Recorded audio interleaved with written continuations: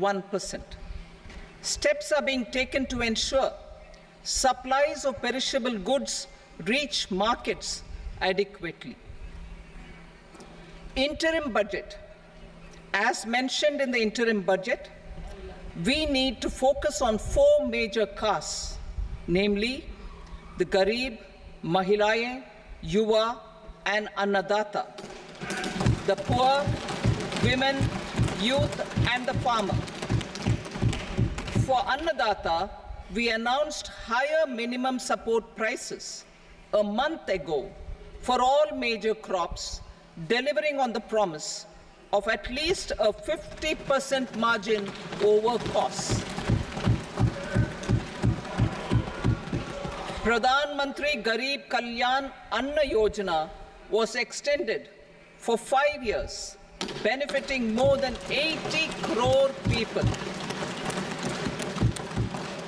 Administrative actions for approval and implementation of various schemes announced in the interim budget are well underway.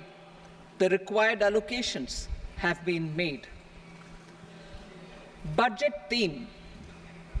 Turning attention to the full year and beyond in this budget, we particularly focus on employment, skilling, MSMEs, and the middle class. I am happy to announce the Prime Minister's package of 5 schemes and initiatives to facilitate employment, skilling, and other opportunities for 4.1 crore youth over a 5-year period, with a central outlay of 2 lakh crore rupees. I will speak about them shortly, while more details may be seen in the annexure. This year, I've made a provision of 1.48 lakh rupees, 1.48 lakh crore rupees for education, employment, and skilling. Budget priorities. The people have given a unique opportunity to our government to take the country on the path of strong development and an all-round prosperity. In the interim budget, we promised to present a detailed roadmap for our pursuit of Vikasit Bharat. In line with the strategy set out in the interim budget, this budget envisages sustained efforts on the following 9 priorities for generating ample opportunities for all. Number 1, productivity and resilience in agriculture. Number 2, employment and skilling.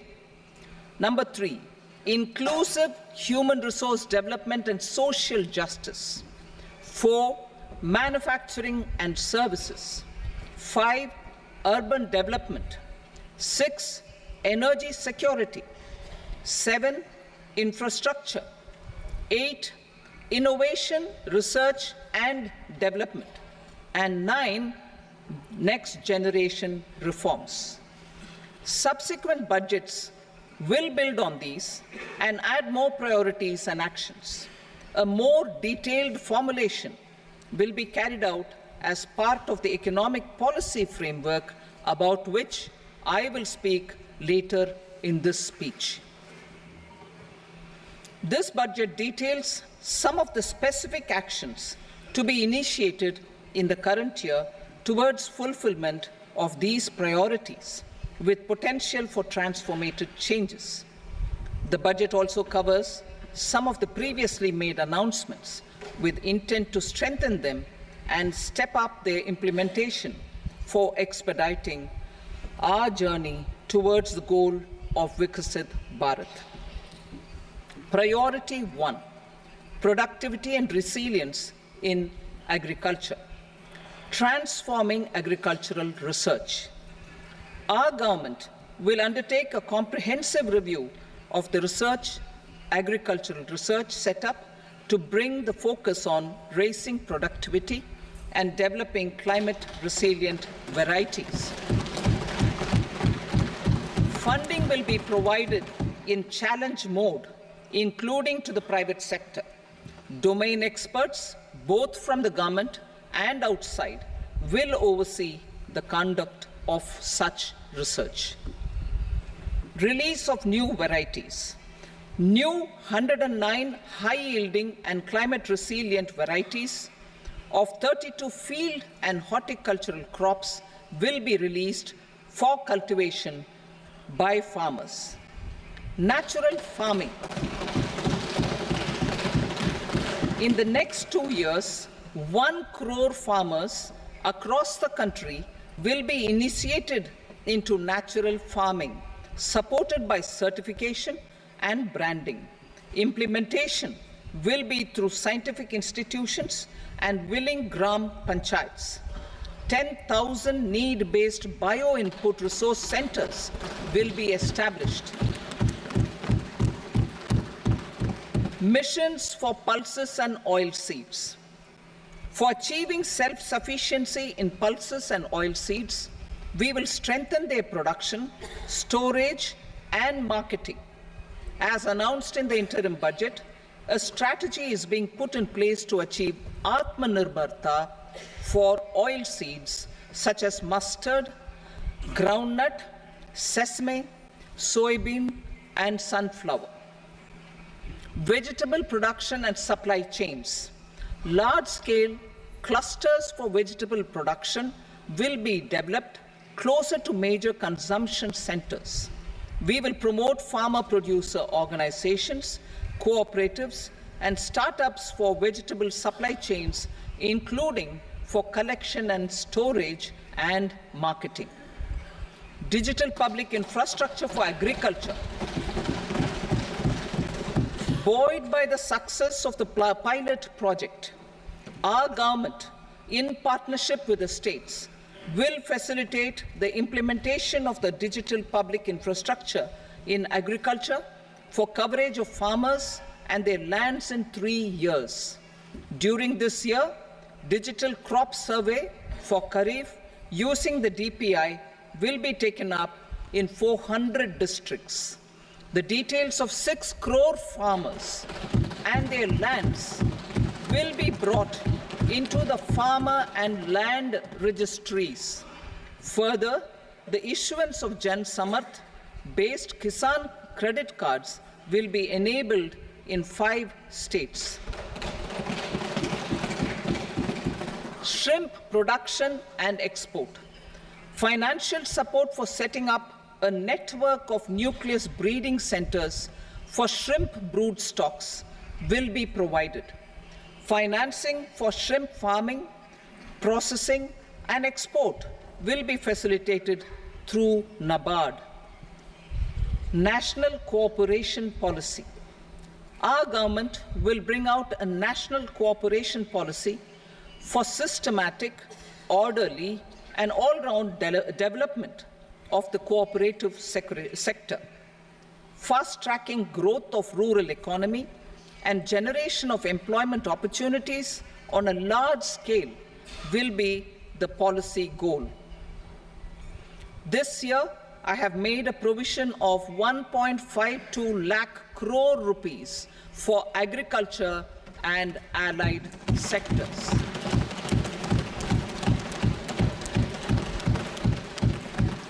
Priority 2, employment and skilling.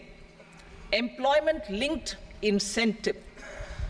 Our government will implement following 3 schemes for employment-linked incentive as part of the Prime Minister's package. These will be based on enrollment in the EPFO and focus on recognition of first-time employees and support to employees and employers. Scheme A, first-timers. This scheme will provide 1 month wage to all persons newly entering the workforce in all formal sectors.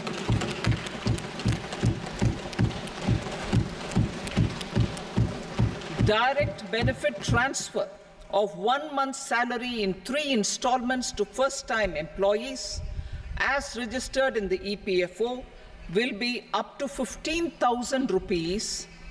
The eligibility limit will be a salary of 1 lakh per month. The scheme is expected to benefit 210 lakh youths.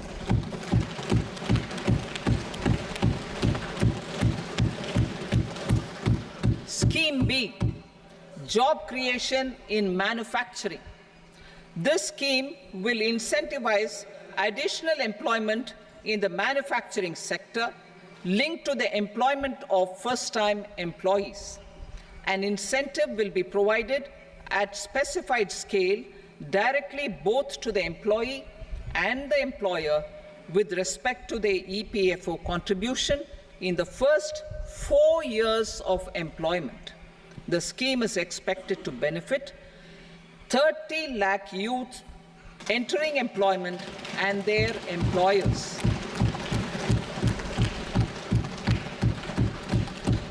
Scheme C, support to employers.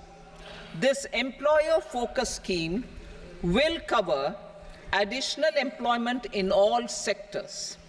All additional employment within a salary of 1 lakh rupee per month will be counted. The government will reimburse to employers up to 3,000 rupees per month for 2 years towards the EPFO contribution for each additional employee. The scheme is expected to incentivize additional employment of 50 lakh persons.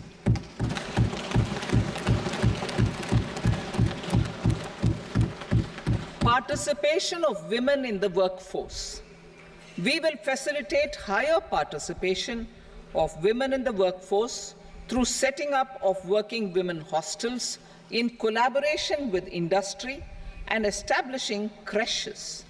In addition, the partnership will seek to organize women-specific skilling programs and promotion of market access for women SHG enterprises.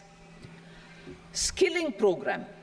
I'm happy to announce a new centrally sponsored scheme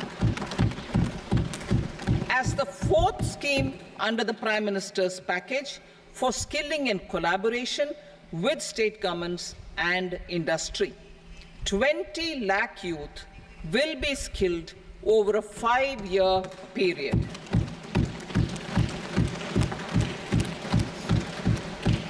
(1,000 industrial training institutes will be upgraded in hub and spoke arrangements with outcome orientation. Course content and design will be aligned to the skill needs of industry, and new courses will be introduced for emerging needs. Skilling loans. The model skill loan scheme will be revised to facilitate loans up to 7.5 lakh rupees with a guarantee from a government-promoted fund. This measure is expected to help 25,000 students every year.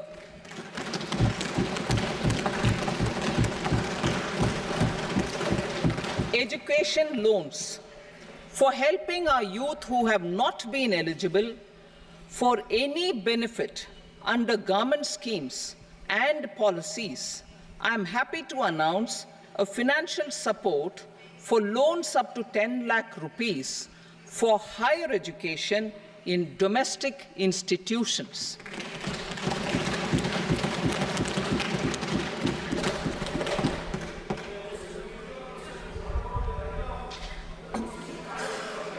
E-vouchers for this purpose.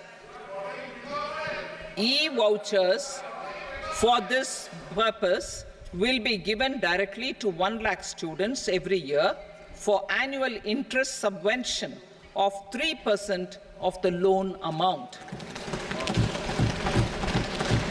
Priority 3, inclusive human resource development and social justice, saturation approach. Our government is committed to all-round, all-pervasive and all-inclusive development of people, particularly farmers, youth, women, and the poor. For achieving social justice comprehensively, the saturation approach of covering all eligible people through various programs, including those for education and health, will be adopted to empower them by improving their capabilities. Implementation of schemes meant for supporting economic activities by craftsmen, artisans, self-help groups, scheduled caste, scheduled tribe, and women entrepreneurs and street vendors such as the PM Vishwakarma, PM Swanidhi, National Livelihood Missions, and Stand Up India will be stepped up. Purvodaya. The states in the eastern part of the country are rich in endowments and have strong cultural traditions. We will formulate a plan, Purvodaya, for the all-round development of the eastern region of the country, covering Bihar, Jharkhand, West Bengal, Odisha, and Andhra Pradesh. This will cover human resource development, infrastructure, and generation of economic opportunities to make the region an engine to attain Vikasit Bharat. On the Amritsar-Kolkata Industrial Corridor, we will support development of an industrial node at Gaya. This corridor will catalyze industrial development of the eastern region. The industrial node at Gaya will also be a good model for developing our ancient centers of cultural importance into future centers of modern economy. This model shall showcase Vikas B, Virasat B in our growth trajectory. We will also support development of road connectivity projects, namely 1. Patna-Purnia Expressway, 2. Buxar-Bhagalpur Expressway, 3. Bodh Gaya, Rajgir, Vaishali and Darbhanga spurs, and 4. Additional 2-lane bridge over River Ganga at Buxar at a total cost of 26,000 crore rupees.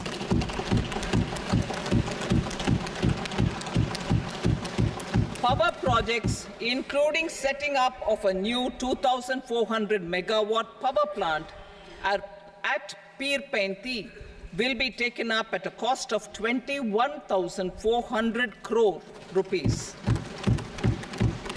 New airports, medical colleges, and sports infrastructure in Bihar will be constructed. An additional allocation to support capital investments will be provided. The requests of Bihar government for external assistance from multilateral development banks will be expedited.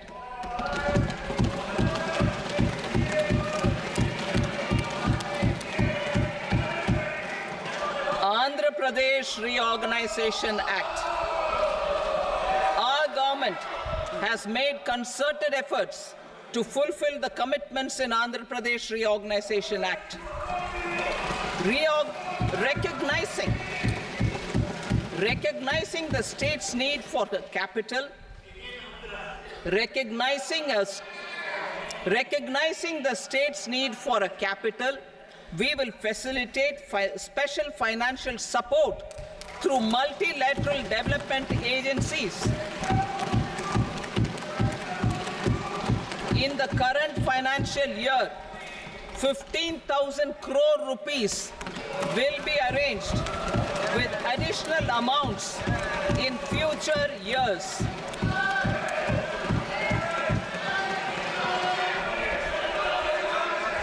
Our government is fully committed to financing and early completion of the Polavaram irrigation project, which is the lifeline for Andhra Pradesh and its farmers. This will facilitate our country's food security as well. Under the Act,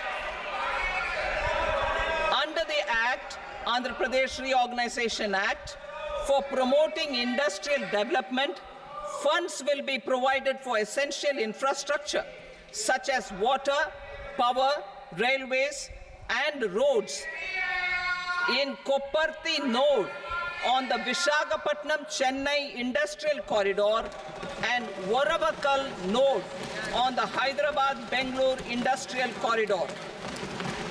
An additional allocation will be provided this year towards capital investment for economic growth. Grants for backward regions of Rayalaseema, Prakasham, North Coastal Andhra, as stated in the Act, will be provided. PM Awas Yojana. 3 crore additional houses under the PM Awas Yojana in rural and urban areas in the country have been announced, for which the necessary allocations are being made. Women-led development. For promoting women-led development, the budget carries an allocation of more than 3 lakh crore for schemes benefiting women and girls. This signals our government's commitment for enhancing women's role in economic development. Pradhan Mantri Janjatiya Unnat Gram Abhiyan. For improving the socio-economic condition of tribal communities, we will launch the Pradhan Mantri Janjatiya Unnat Gram Abhiyan by adopting saturation coverage for tribal families in tribal majority villages and aspirational districts.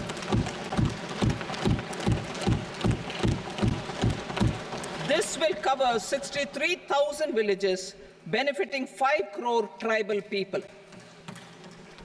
Bank branches in northeastern region.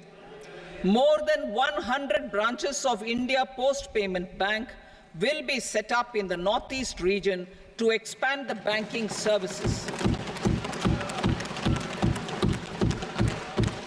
This year, I have made a provision of 2.66 lakh crore rupees for rural development, including rural infrastructure.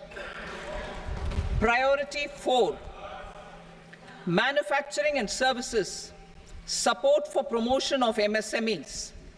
This budget provides special attention to MSMEs and manufacturing, particularly labor-intensive manufacturing. We have formulated a package covering financing, regulatory changes, and technology support for MSMEs to help them grow and also compete globally, as mentioned in the interim budget. I am happy to announce the following specific measures.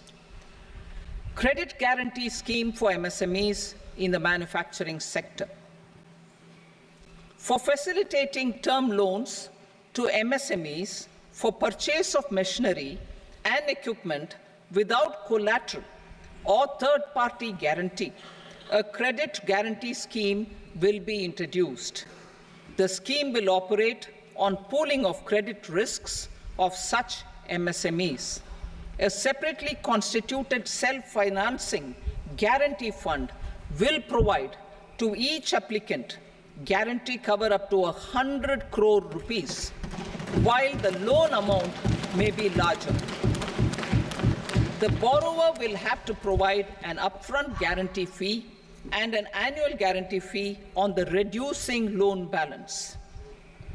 New assessment model for MSME credit. Public sector banks will build their own in-house capability to assess MSMEs for credit instead of relying on external assessment. They will also take a lead in developing or getting developed a new credit assessment model based on the scoring of digital footprints of the MSMEs in the economy. This is expected to be a significant improvement over the traditional assessment of credit eligibility based only on asset or turnover criteria. That will also cover MSMEs without a formal accounting system. Credit support to MSMEs during stress period. I'm happy to announce a new mechanism for facilitating continuation of bank credit to MSMEs during their stress period while being in special mention account, SMA stage, for reasons beyond their control. MSMEs need credit to continue their business and to avoid getting into the NPA stage. Credit availability will be supported through a guarantee from a government-promoted fund. Mudra loans. The limit of Mudra loans will be enhanced to 20 lakh from the current 10 lakh for those entrepreneurs who have availed and successfully repaid previous loans under the Tarun category. Enhanced scope for mandatory onboarding in trades. For facilitating MSMEs to unlock their working capital by converting their trade receivables into cash, I propose to reduce the turnover threshold of buyers for mandatory onboarding on the trades platform from rupees 500 crore to 250 crore rupees. This measure will bring 22 more CPSCs and 7,000 more companies onto the platform. Medium enterprises will also be included in the scope of the suppliers. SIDBI branches in MSME clusters. SIDBI will open new branches to expand its reach to serve all major MSME clusters within 3 years and provide direct credit to them. With the opening of 24 such branches this year, the service coverage will expand to 168 out of 242 major clusters. MSME units for food irradiation, quality and safety testing. Financial support for setting up of 50 multi-product food irradiation units in the MSME sector will be provided. Setting up of 100 food quality and safety testing labs with NABL accreditation will be facilitated. E-commerce export hubs. To enable MSMEs and traditional artisans to sell their products in international markets, e-commerce export hubs will be set up in public-private partnership mode. These hubs, under a seamless regulatory and logistic framework, will facilitate trade and export-related services under one roof. Measures for promotion of manufacturing and services. Internship in top companies. As the fifth scheme under Prime Minister's package, our government will launch a comprehensive scheme for providing internship opportunities in 500 top companies to 1 crore youth in 5 years. They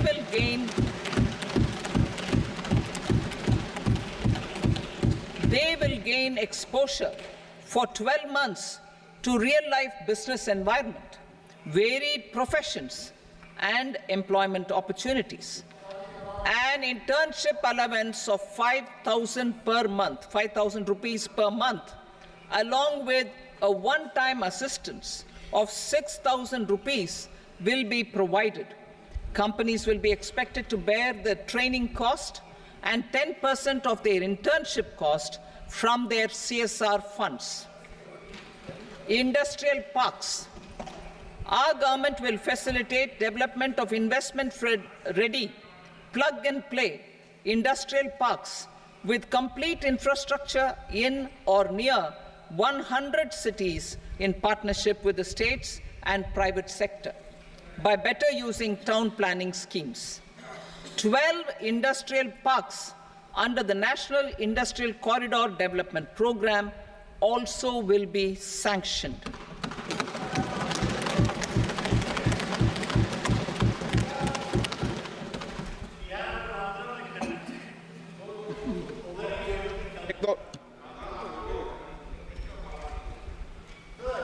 जी मेरे को no please बैठिए।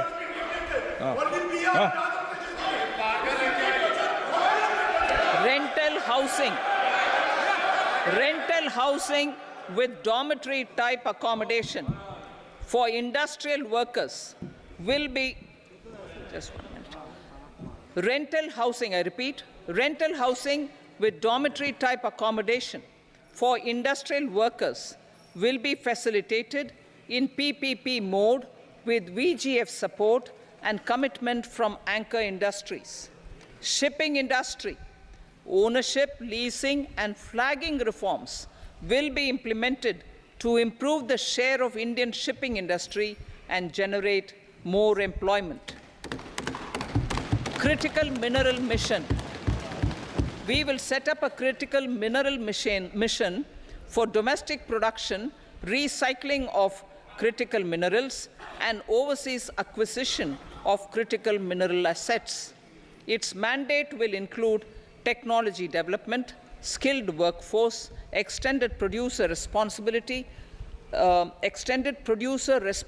framework, and a suitable financing mechanism. Offshore mining of minerals. Our government will launch the auction of the first tranche of offshore blocks for mining, building on the exploration already carried out. Digital public infrastructure applications. Turning to the services sector, I propose development of DPI applications at population scale for productivity gains, business opportunities, and innovation by the private sector.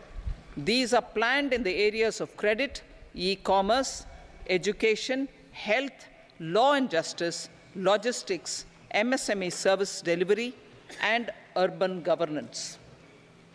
Integrated technology platform for IBC ecosystem. An integrated technology platform will be set up for improving the outcomes under the Insolvency Bankruptcy Code for achieving consistency, transparency, timely processing, and better oversight for all stakeholders. Voluntary closure of LLPs. The services of the Center for Processing Accelerated Corporate Exit, CPACE, will be extended for voluntary closure of LLPs to reduce the closure times. National Company Law Tribunals. The IBC has resolved more than 1,000 companies, resulting in direct recovery of 3.3 lakh crore to creditors. 3.3 lakh crore rupees to creditors. In addition, 28,000 cases involving over 10 lakh crore rupees have been disposed of even prior to admission. Appropriate changes to the IBC, reforms and strengthening of the tribunal and appellate tribunals will be initiated to speed up insolvency resolution. Additional tribunals will be established. Out of those, some will be notified to decide cases exclusively under the Companies Act. Debt recovery. Steps for reforming and strengthening debt recovery tribunals will be taken. Additional tribunals will be established to speed up recovery. Priority 5, urban development. Cities as growth hubs. Working with states, our government will facilitate development of cities as growth hubs. This will be achieved through economic and transit planning and orderly development of peri-urban areas utilizing town planning schemes. Creative redevelopment of cities. For creative brownfield redevelopment of existing cities with a transformative impact, our government will formulate a framework for enabling policies, market-based mechanisms, and regulation. Transit-oriented development. Transit-oriented development plans for 14 large cities with a population above 30 lakh will be formulated, along with an implementation and financing strategy. Urban housing. Under the PM Awas Yojana, Urban 2.0, housing needs of 1 crore urban poor and middle-class families will be addressed with an investment of 10 lakh crore rupees. This will include the central assistance of 2.2 lakh crore rupees in the next 5 years. A provision of interest subsidy to facilitate loans at affordable rates is also envisaged.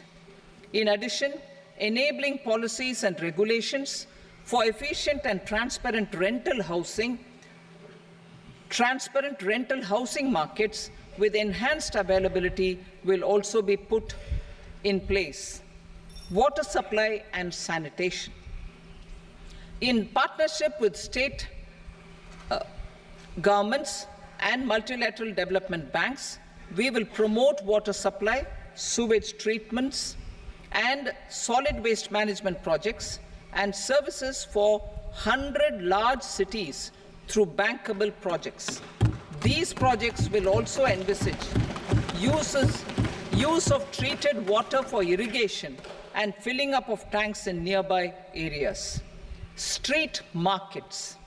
Building on the success of PM Swanidhi scheme in transforming the lives of street vendors, our government envisions a scheme to support each year over the next 5 years the development of 100 weekly hearts or street food hubs in select cities. Stamp duty.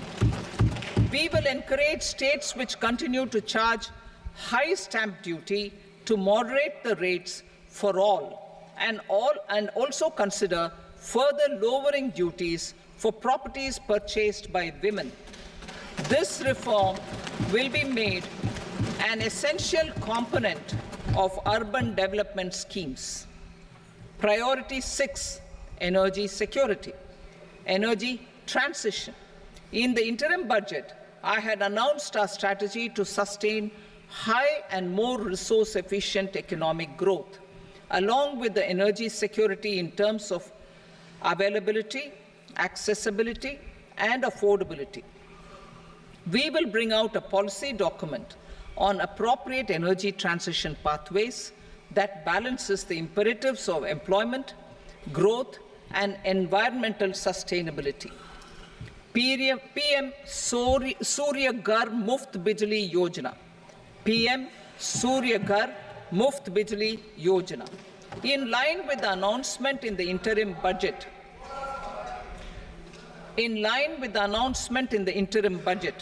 PM Surya Ghar Muft Bijli Yojana has been launched to install rooftop solar plants to enable 1 crore households obtain free electricity up to 300 units every month. The scheme has generated remarkable response with more than 1.28 crore registrations and 14 lakh applications, and we will further encourage it. Pumped storage policy.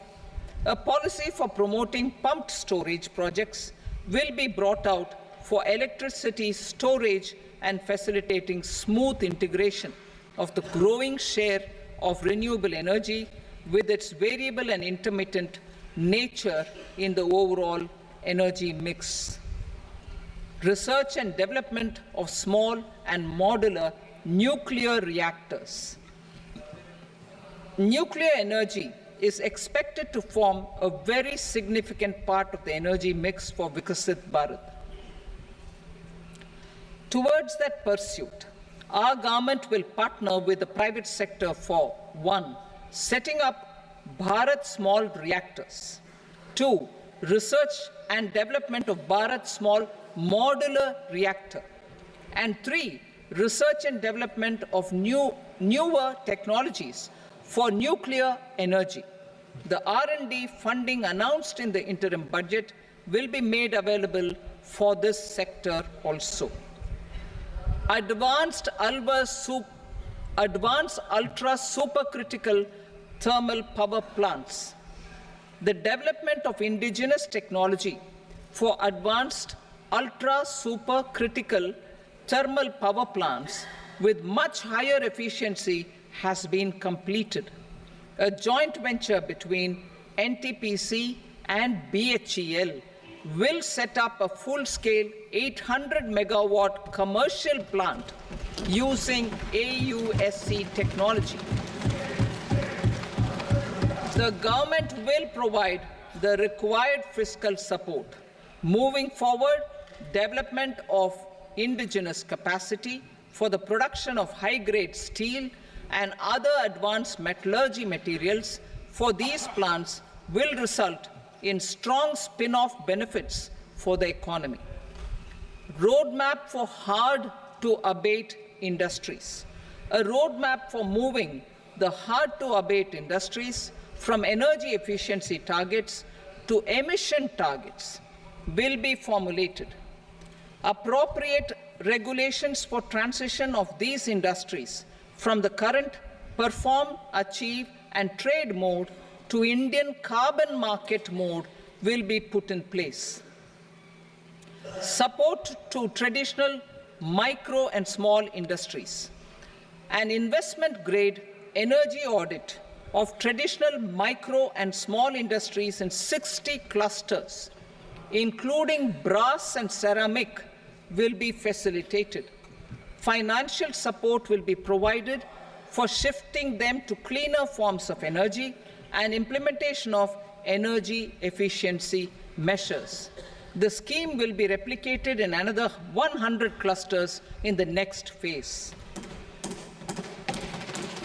Priority 7, infrastructure investment by central government. Significant investment the central government has made over the years in building and improving infrastructure has had a strong multiplier effect on the economy. We will endeavour to maintain strong fiscal support for infrastructure over the next 5 years in conjunction with imperatives of other priorities and fiscal consolidation. This year, I have provided 11,11,111 crore rupees for capital expenditure. This would be 3.4% of our GDP. Infrastructure investment by state governments. We will encourage states to provide support of similar scale for infrastructure, subject to their development priorities. A provision of 1.5 lakh crore rupees for long-term interest-free loans have been made this year also to support the states in their resource allocation. Private investment in infrastructure. Investment in infrastructure by private sector will be promoted through viability gap funding and enabling policies and regulations. Financing framework will be brought out. Pradhan Mantri Gram Sadak Yojana, Phase 4 of the PMGSY will be launched to provide all-weather connectivity to 25,000 rural habitations, which have become eligible in view of their population increase. Irrigation and flood mitigation. Bihar has frequently suffered from floods, many of them originating outside the country. Plans to build flood control structures in Nepal are yet to progress. Our government, through the Accelerated Irrigation Benefit Program and other sources, will provide financial support for projects with estimated cost of 11,500 crore rupees, such as the Kosi-Michi intra-state link and 20 other ongoing and new schemes, including barrages, river pollution abatement and irrigation projects. In addition, survey and investigation of Kosi-related flood mitigation and irrigation projects will be undertaken. Assam Assam grapples with floods every year by the Brahmaputra River and its tributaries originating outside India. We will provide assistance to Assam for flood management and related projects.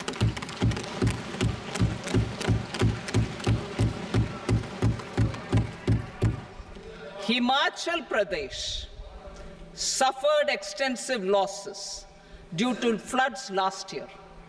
Our government will provide assistance to the state for reconstruction and rehabilitation through multilateral development assistance.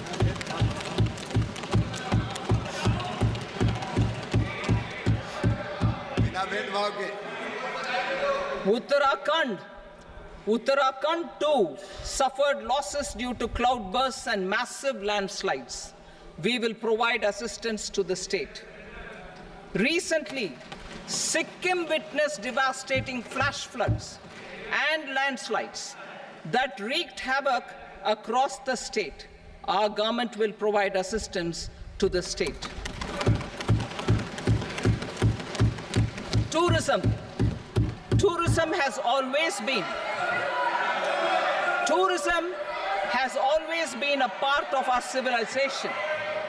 Our efforts in positioning India as a global tourist destination will also create jobs, stimulate investments, and unlock economic opportunities for other sectors. In addition to the measures outlined in the interim budget, I propose the following measures. Vishnupad Temple at Gaya and Mahabodhi Temple at Bodh Gaya in Bihar are of immense spiritual significance. Comprehensive development of Vishnupad Temple Corridor and Mahabodhi Temple Corridor will be supported, modeled on the successful Kashi Vishwanath Temple Corridor to transform them into world-class pilgrim and tourist destinations. Rajgir holds immense religious significance for Hindus, Buddhists and Jains. The 20th Tirthankara Muniswarata temple in the Jain temple complex is ancient. The Saptarishi or the 7 hot springs form a warm water Brahmkund that is sacred. A comprehensive development initiative for Rajgir will be undertaken. Our government will support the development of Nalanda as a tourist center, besides reviving Nalanda University to its glorious stature. Odisha's scenic beauty, temples, monuments, craftsmanship, wildlife sanctuaries, natural landscapes, and pristine beaches make it an ultimate tourism destination. Our government will provide assistance for their development to Odisha as well. Priority 8, innovation, research and development. We will operationalize the Anusandhan National Research Fund for basic research and prototype development. Further, we will set up a mechanism for spurring private sector-driven research and innovation at commercial scale with a financing pool of 1 lakh crore rupees in line with the announcement in the interim budget. Space economy. With our continued emphasis on expanding the space economy by 5 times in the next 10 years, a venture capital fund of 1,000 crore rupees will be set up. Priority 9, next generation reforms. Economic policy framework. We will formulate an economic policy framework to delineate the overarching approach to economic development and set the scope of the next generation of reforms for facilitating employment opportunities and sustaining high growth. Our government will initiate and incentivize reforms for 1. Improving productivity of factors of production, and 2. Facilitating markets and sectors to become more efficient. These reforms will cover all factors of production, namely land, labor, capital, and entrepreneurship, and technology as an enabler of improving total factor productivity and bridging inequality. Effective implementation of several of these reforms requires collaboration between the centre and the states, and building consensus as development of the country lies in development of the states. For promoting competitive federalism and incentivizing states for faster implementation of reforms, I propose to earmark a significant part of the 50-year interest-free loan. Working with the states, we will initiate the following reforms.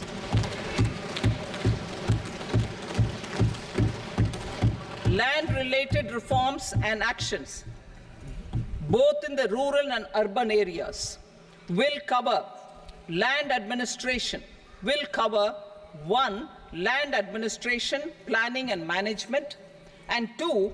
Urban planning usage and building bylaws. These will be incentivized for completion within the next 3 years through appropriate fiscal support. Rural land-related actions. Rural land-related actions will include 1.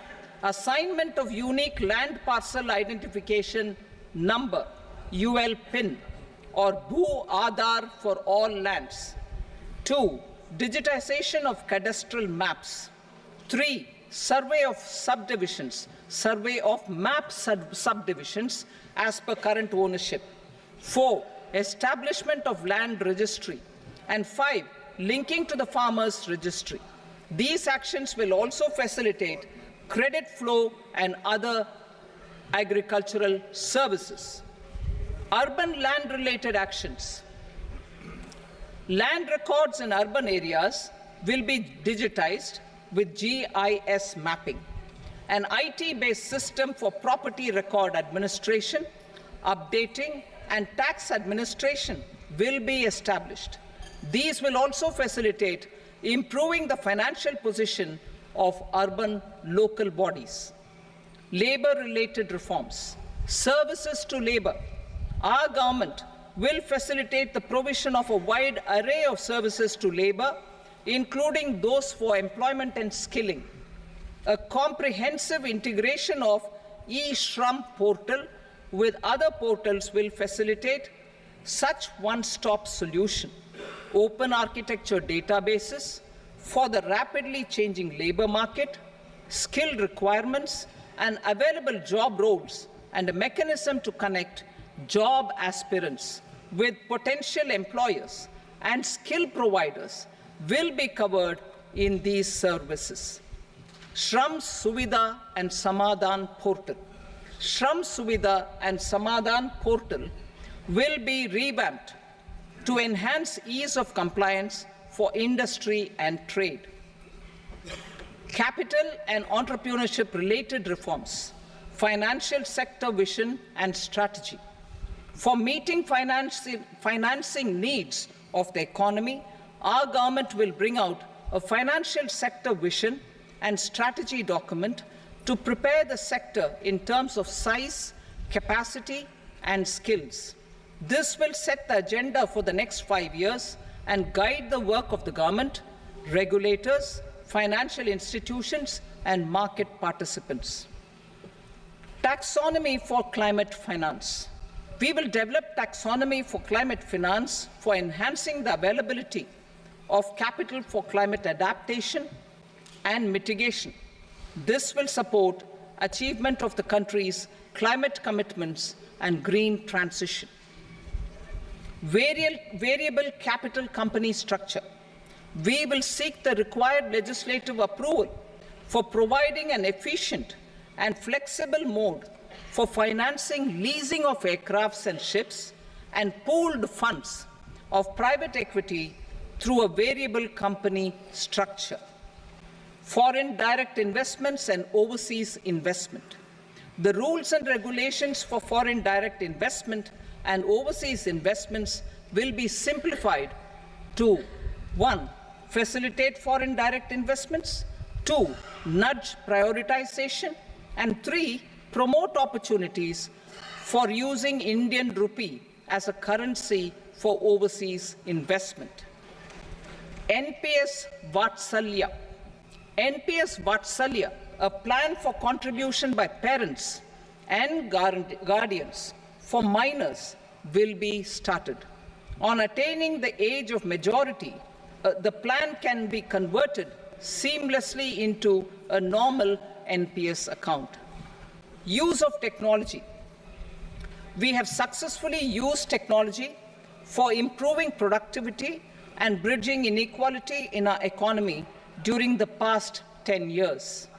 Public investment in digital infrastructure and innovations by the private sector have helped in improving access of all citizens, particularly the common people, to market resources, education, health and services. We will step up adoption of technology towards digitalization of the economy. Ease of doing business. For enhancing ease of doing business, we are already working on the Jan Vishwas Bill 2.0. Further, states will be incentivized for implementation of the business reforms, action plans, and digitalization. Data and statistics. For improving data governance, collection, processing and management of data and statistics, different sectoral databases, including those established under the Digital India Mission, will be utilized with active use of technology tools. New pension scheme. The committee to review the NPS has made considerable progress in its work. I am happy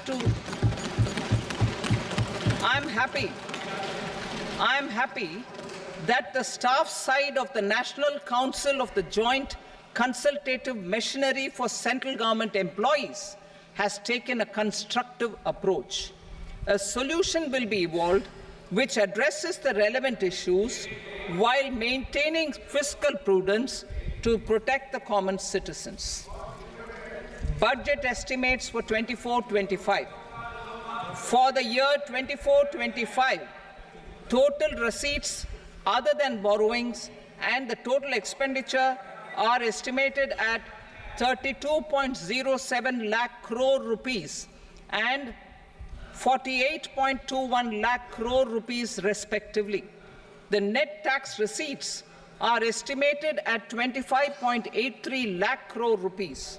The fiscal deficit is estimated at 4.9% of the GDP. The gross and the net market borrowings through dated securities during 24-25 are estimated at 14.01 lakh crore rupees and 11.63 lakh crore rupees respectively. Both will be less than that in 23-24. The fiscal consolidation path announced by me in 2021 has served our economy very well, and we aim to reach the deficit below 4.5% next year. The government is committed to staying the course. From 2026-27 onwards, our endeavour will be to keep the fiscal deficit each year such that the central government's debt will be on a declining path as percentage of GDP. I will now move to Part B.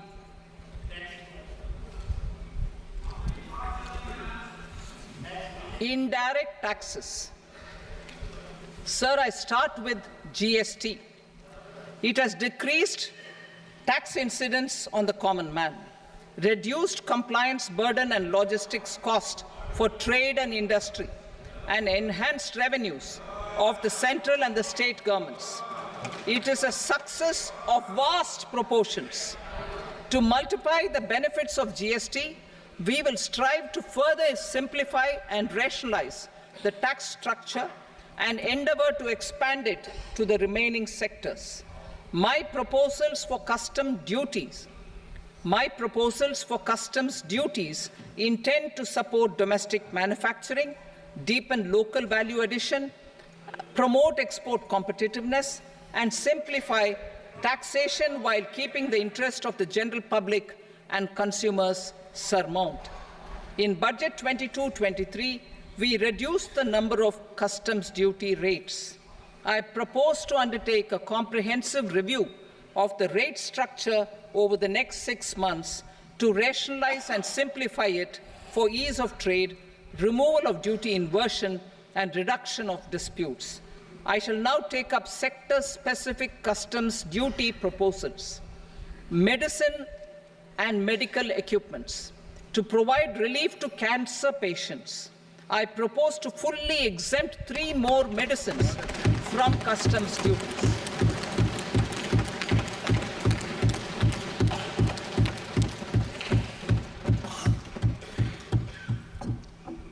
I also propose changes in the BCD on X-ray tubes and flat panel detectors for use in medical X-ray machines under the phased manufacturing program so as to synchronize them with the domestic capacity addition. Mobile phone and related parts. With a 3-fold increase in domestic production and almost a 100-fold jump in exports of mobile phones over the last 6 years, the Indian mobile industry has matured. In the interest of consumers, I now propose to reduce the BCD on mobile phone, mobile PCBA, and mobile charger to 15%. Critical minerals. Minerals such as lithium, copper, cobalt, and rare earth elements are critical for sectors like nuclear energy, renewable energy, space, defense, telecommunications, and high-tech electronics. I propose to fully exempt customs duties on 25 critical minerals and reduce BCD on 2 of them. This will provide a major fillip to the processing and refining of such minerals and help secure their availability for these strategic and important sectors. Solar energy. Energy transition is critical in the fight against climate change. To support energy transition, I propose to expand the list of exempted capital goods for use in the manufacture of solar cells and panels in the country. Further, in view of sufficient domestic manufacturing capacity of solar gas, glass, and tinned copper interconnect, I propose not to extend the exemption of custom duties provided to them. Marine products. India's seafood exports in the last financial year touched an all-time high of more than 60,000 crores of rupees. Frozen shrimp accounted for about 2/3 of these exports. To enhance their competitiveness, I propose to reduce BCD on certain broodstock, polychaete worms, shrimp, and fish feed to 5%. I also propose to exempt customs duty on various inputs for manufacture of shrimp and fish feed. Leather and textile. Similarly, to enhance the competitiveness of exports in the leather and textile sectors, I propose to reduce BCD on real down-filling material from duck or goose. I am also making additions to the list of exempted goods for manufacture of leather and textile garments, footwear, and other leather articles for export. To rectify inversion in duty, I propose to reduce BCD subject to conditions on methylene diphenyl diisocyanate, MDI, for manufacture of spandex yarn from 7.5 to 5%. Furthermore, the export duty structure on raw hides, skin, and leather is proposed to be simplified and rationalized. precious metals. To enhance domestic value addition in gold and precious metal jewelry in the country, I propose to reduce customs duties on gold and silver to 6% and that of platinum to 6.4%. Other metals, steel and copper, are important raw materials. To reduce their cost of production, I propose to remove the BCD on ferronickel and blister copper. I am also continuing with nil BCD on ferrous scrap and nickel cathode and concessional BCD of 2.5% on copper scrap. Electronics. To increase value addition in the domestic electronics industry, I propose to remove the BCD subject to conditions on oxygen-free copper for manufacture of resistors. I also propose to exempt certain parts for manufacture of connectors. Chemicals and petrochemicals. To support existing and new capacities in the pipeline, I propose to increase the BCD on ammonium nitrate from 7.5% to 10%. Plastics. PVC flex banners are non-biodegradable and hazardous for environment and health. To curb their imports, I propose to raise the BCD on them from 10 to 25%. Telecommunication equipment. To incentivize domestic manufacturing, I propose to increase the BCD from 10 to 15% on PCBA of specified telecom equipment. Trade facilitation. To promote domestic aviation and boat and ship MRO, I propose to extend the period for export of goods imported for repairs from 6 months to 1 year. I'll read that again. To promote domestic aviation and boat and ship maintenance, repair and operations, I propose to extend the period for export of goods imported for repairs from 6 months to 1 year. In the same vein, I propose to extend the time limit for re-import of goods for repairs under warranty from 3 to 5 years. I now move to direct taxes. We will continue our efforts to simplify taxes, improve taxpayer services, provide tax certainty, and reduce litigation while enhancing revenues for funding the development and welfare schemes of the government. It has been our endeavour to simplify taxation.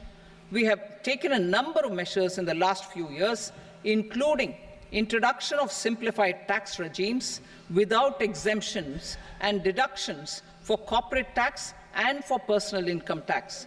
This has been appreciated by taxpayers. 58% of corporate tax came from the simplified tax regime in the financial year 22-23. Similarly, as per data available till now, for the last fiscal, more than 2/3 have availed the new personal income tax regime.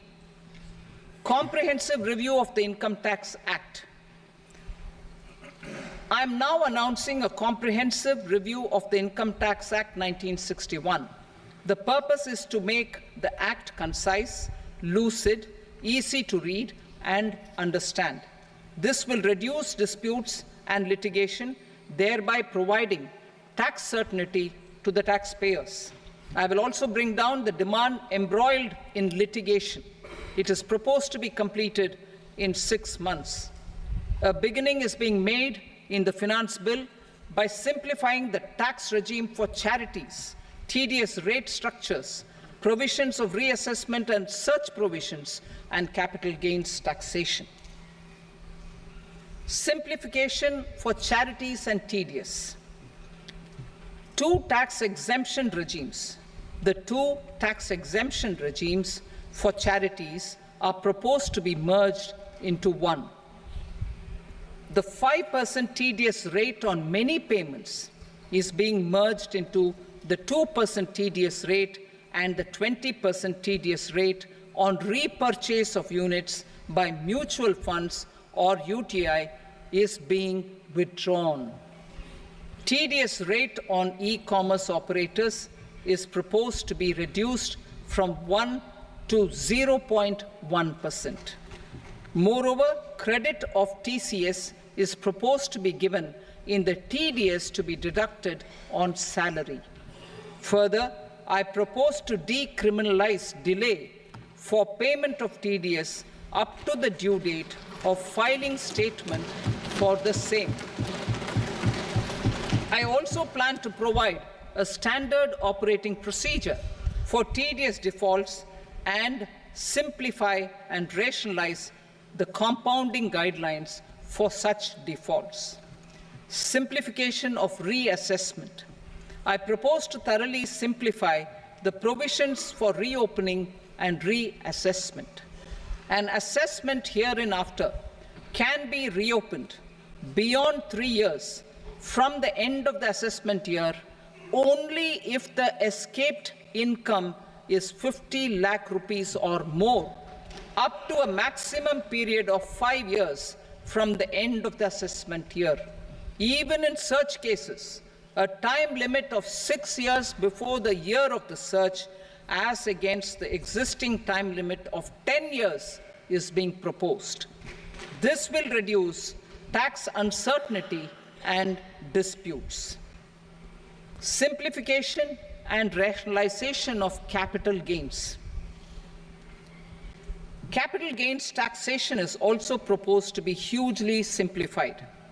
Short-term gains on certain financial assets shall henceforth attract a tax rate of 20%, while that on all other financial assets and all non-financial assets shall continue to attract the applicable tax rate.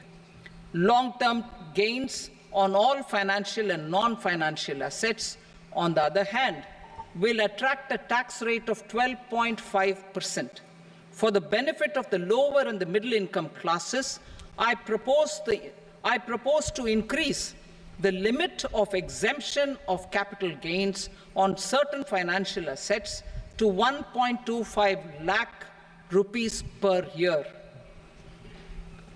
Listed financial assets held for more than a year will be classified as long-term, while unlisted financial assets and all non-financial assets will have to be held for at least 2 years to be classified as long-term. Unlisted bonds and debentures, debt mutual funds, and market-linked debentures, irrespective of holding period, however, will attract tax on capital gains at applicable rates. Taxpayer services. All the major taxpayer services under GST and most services under customs and income tax have been digitalized.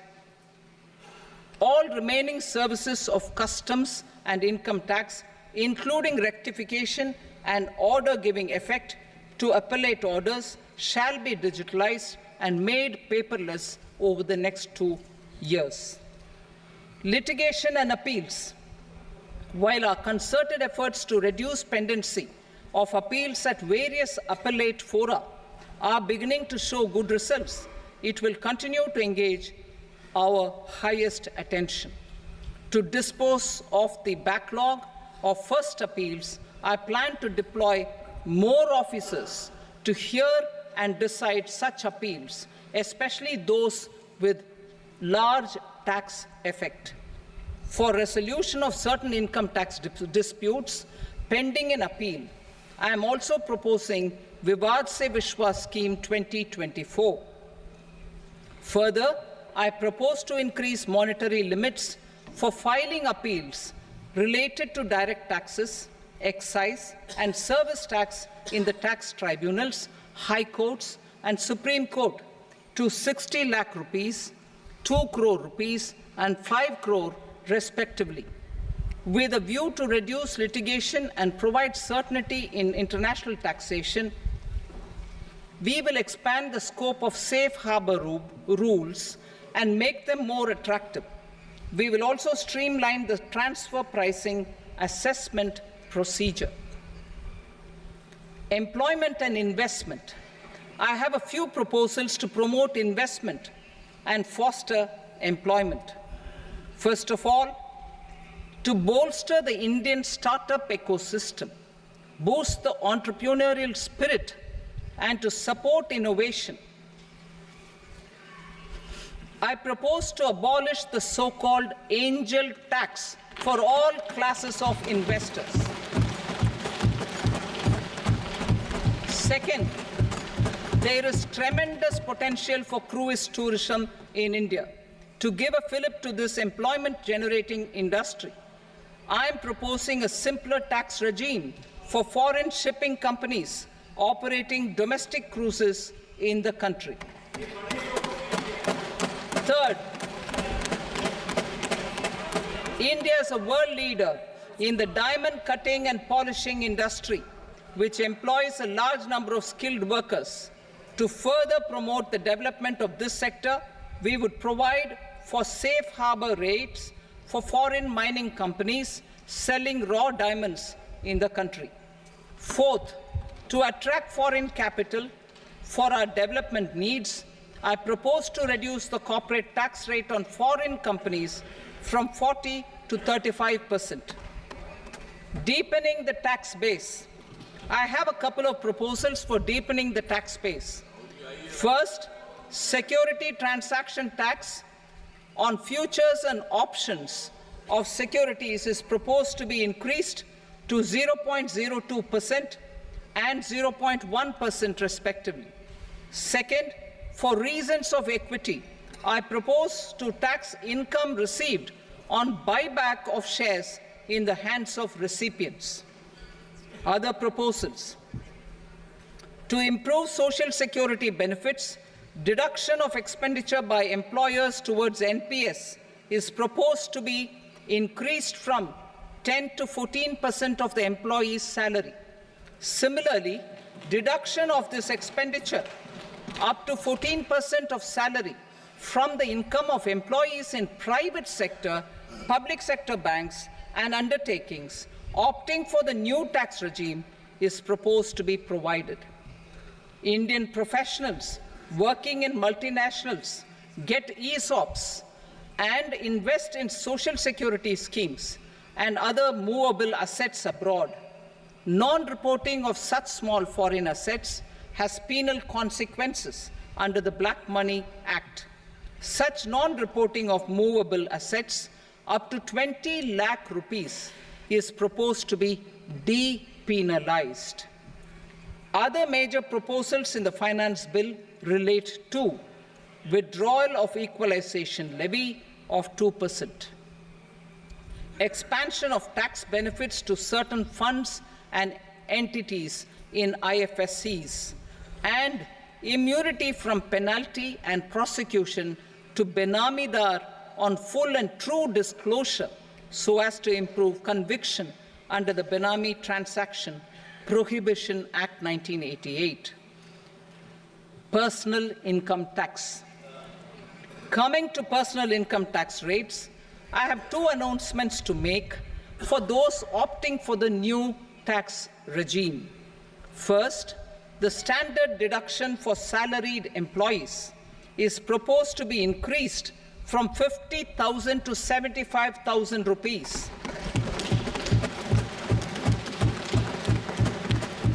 Similarly, deduction on family pension for pensioners is proposed to be enhanced from 15,000 to 25,000 rupees. This will provide relief to about 4 crore salaried individuals and pensioners.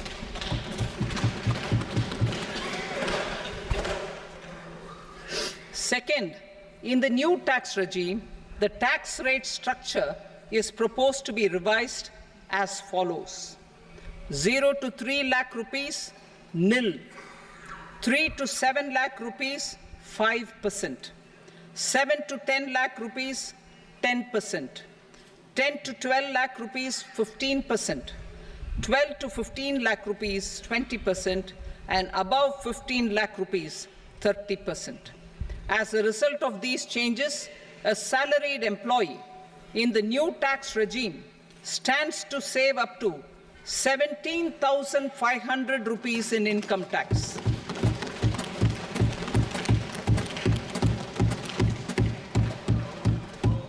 Apart from these, I am also making some other changes as given in the annexure. As a result of these proposals, revenue of about 37,000 crore, that is 29,000 crore in direct taxes and 8,000 crore in indirect taxes will be foregone, while revenue of about 30,000 crore rupees will be additionally mobilized. Thus, the total revenue foregone is about 7,000 crores annually. Mr. Speaker, sir, with this, I commend the budget to this august House. Jai Hind.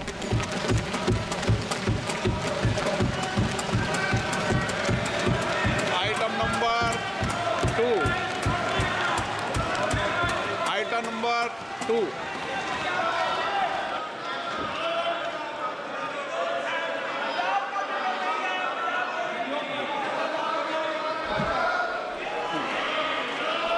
Sir, with your permission, I rise to lay on the table the following statements under Section 3 of the Fiscal Responsibility and Budget Management, FRBM Act 2003, Medium-Term Fiscal Policy cum Fiscal Policy Strategy Statement and Macroeconomic Framework Statement. Item number 3. Sir, with your permission, I rise to move for leave to introduce the Finance Number 2 Bill 2024. प्रश्न ये कि विधेयक को पुनर्स्थापित करने की अनुमति प्रदान की जाए। जो सदस्य इसके पक्ष में हाँ कहें, जो सदस्य विरोध में ना कहें। मेरे विचार में निर्णय हाँ वालों के पक्ष में अनुमति प्रदान की जाती है। माननीय मंत्री जी, अब विधेयक पुनर्स्थापित करें। Sir, I introduce the bill. Item number 4. The Union Territory of Jammu and Kashmir budget.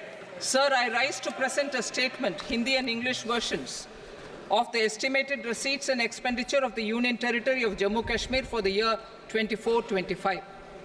सभा की कार्रवाई कल बुधवार दिनांक 24 जुलाई 2024 को प्राप्त 11 बजे तक के लिए स्थगित की जाती है।